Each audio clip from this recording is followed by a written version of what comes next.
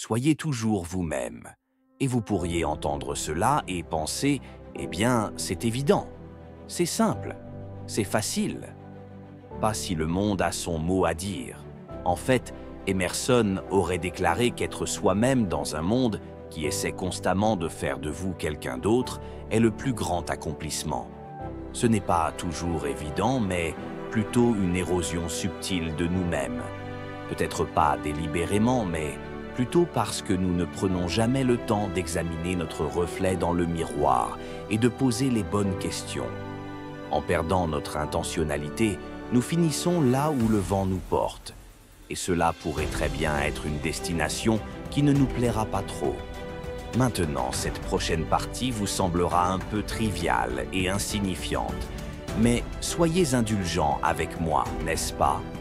Parce que, parfois, les leçons les plus importantes sont petites, mais elles deviennent un portail ou une passerelle pour comprendre les choses plus importantes, n'est-ce pas? Donc, pour moi, cela a commencé avec un t-shirt noir.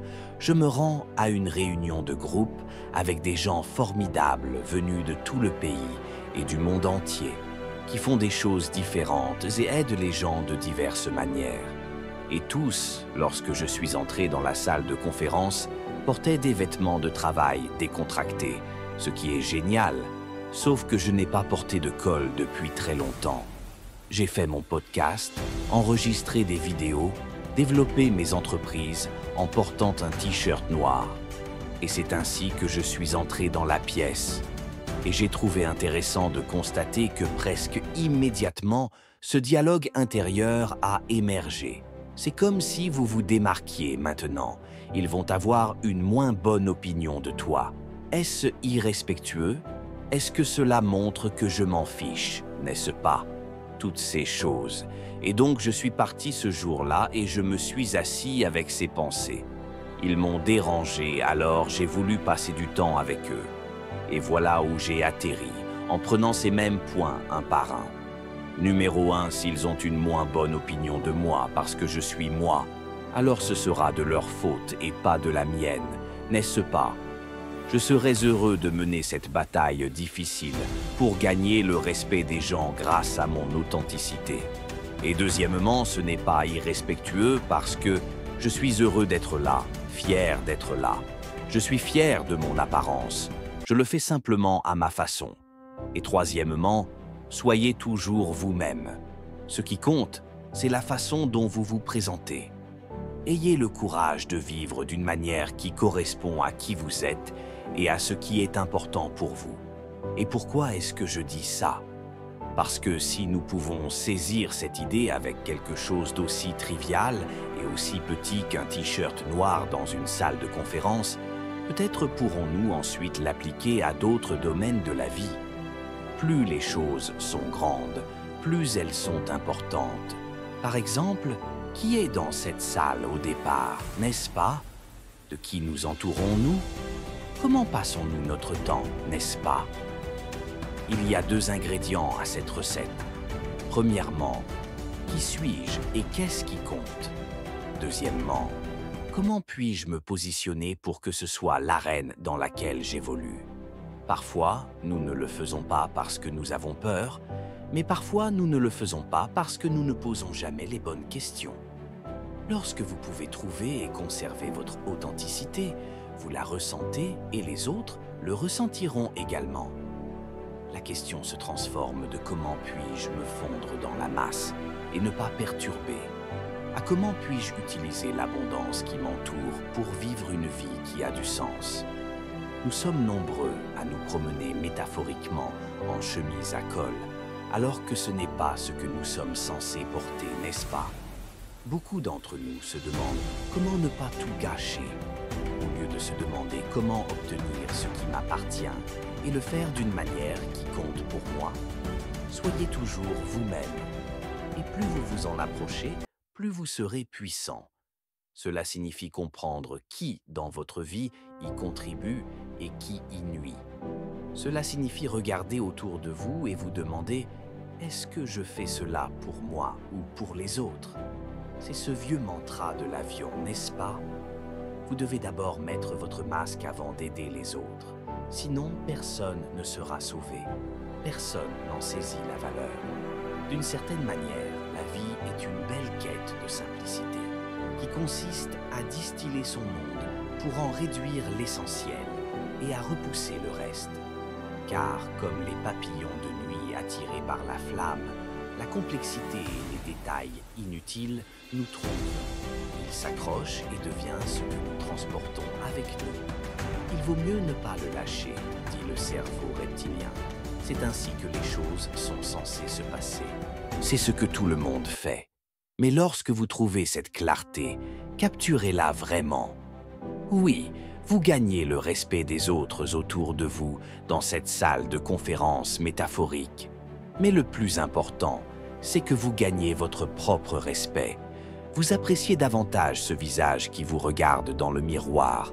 Pensez-y de cette façon. On ne construit pas de statues pour ceux qui se sont intégrés le mieux, qui se sont conformés, n'est-ce pas? Non, nous construisons des statues pour ceux qui ont le courage de vivre dans leur authenticité, de faire les choses à leur façon. Parce que nous comprenons à quel point c'est unique, puissant et difficile. Alors, soyez toujours vous-même. Il n'y a rien de plus puissant. Je me suis réveillé, j'ai posé mon café sur le bureau, j'ai ouvert mon ordinateur portable, j'ai regardé un écran vide. Et un petit bouton est apparu dans le coin supérieur droit. Vérifiez les mises à jour. Non. Reposez-moi la question plus tard. Pourquoi? Pourquoi pas maintenant? Je ne sais pas. Je ne me soucie pas forcément des améliorations. Je suppose que c'est juste gênant. Cela peut attendre. Et c'est un peu tout. Soyons honnêtes, l'ordinateur portable n'a pas d'importance. La mise à jour dans ce scénario n'est pas importante. Mais soyez indulgents avec moi, car je pense que ce qu'elle représente, lorsqu'on l'applique à la situation dans son ensemble, a de l'importance. Notre propension à prendre moins parce que moins est pratique. Notre prédisposition à nous sous-estimer parce que c'est plus sûr. À laisser tant de choses de nous-mêmes sur une étagère parce que, eh bien, les choses ne se cassent pas quand elles sont sur une étagère. Mais on ne peut pas être à la fois parfait et vivre sa vie, parce que la vie est faite d'usures et de déchirures. La valeur, c'est l'expérience, et une existence parfaite est dépourvue d'expérience, d'histoire, d'aventure. Il existe une petite parabole sur deux graines qui sont plantées. L'une d'elles veut simplement pousser. Elle veut sentir à quoi ressemble le soleil. Elle veut voir jusqu'où elle peut aller. Ressentir la brise, l'air frais. Et c'est ainsi qu'elle a grandi. Et bien sûr, elle a dû faire face à des jours difficiles. Elle a eu des moments difficiles. Mais en fin de compte, elle a réussi à vivre sa meilleure vie. L'autre graine s'inquiétait. Inquiète de quitter sa maison. Le monde qui était le sol autour d'elle. Elle s'inquiétait d'abîmer ses racines, de ce qui l'attendait dans le noir, du soleil trop chaud et de la brise trop forte. Et finalement, elle est restée là où elle était, jouant la carte de la sécurité, jusqu'à ce qu'un matin, une poule errante soit passée par là et ait mangé les graines tombées par terre. Et voyez-vous, cela explique plusieurs choses. Premièrement, nous pouvons à tout moment décider de passer au niveau supérieur, d'évoluer vers le chapitre suivant. Mais ne pas le faire a aussi un prix. Parfois, un prix caché. On a tendance à penser que préserver le statu quo, parce qu'il est sûr, est une bonne chose. Mais comprenez bien une chose, vous n'êtes pas un objet de collection. Vous n'avez pas été créé pour être conservé. Vous avez été créé pour grandir, pour vous développer, pour tendre la main vers le ciel et sentir ce soleil, cette brise. Et bien sûr, la mise à niveau implique une certaine vulnérabilité. Cela signifie accepter que l'inconnu est plus grand que vous, mais qu'il contient également tout ce dont vous avez besoin, que ce soit des gens, des choses, de l'argent, des ressources. J'avais l'habitude de penser comme cette graine, n'est-ce pas? Comment puis-je conserver ce que j'ai? Contenir, jouer petit. Je ne peux pas perdre ça. Je suis allé trop loin. J'ai travaillé trop dur. Et si tout allait mal? Je ne peux pas faire de mise à niveau maintenant. Peut-être plus tard. Peut-être un jour, quand le moment sera venu. Quand cela ne me fera pas mal et ne nécessitera pas que je sorte de ce petit monde que j'ai créé. Mais devinez quoi? La croissance nous demande toujours de quitter le confort du présent. Elle nous offre toujours le monde en échange du courage de voir l'invisible et de nous faire confiance pour lui donner vie. Et lorsque j'ai réalisé cela, j'ai vu à quel point le fait d'essayer de maintenir perpétuellement le statu quo est débilitant. Il s'agit de considérer la vie à travers le prisme de la pénurie. Ce n'est que lorsque vous commencez à comprendre à quel point la vie est abondante que vous réalisez qu'en devenant simplement la personne que vous êtes destiné à être, vous attirerez ce qui compte.